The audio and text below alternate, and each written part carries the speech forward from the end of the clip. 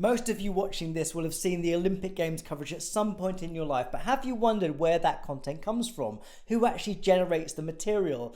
Whilst we think of it as our broadcaster, the BBC or NBC, whatever is your broadcaster delivering it to you, it's actually the Olympic Broadcasting Service that pulls together all the camera feeds and sends them all to the rights-holding broadcasters. Now, what you may not know is after the athletes finish their performance, they have to do a whole range of interviews with journalists, and it begins with the rights-holding broadcasters, the people that have paid for the games to take place. It then goes down into the mix zone, other coverage providers that are providing news footage for the audiences around the world on channels that haven't paid for the rights to cover the sports themselves.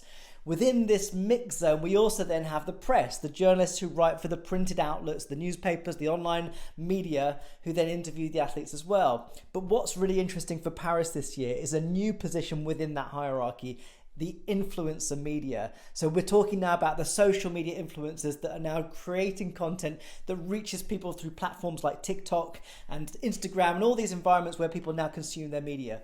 It's a major innovation for this year. It's going to transform how we think about television coverage over the Olympic Games leading into the future. So take a look at it, see if you can discover who are the key influencers for this Paris Olympic Games.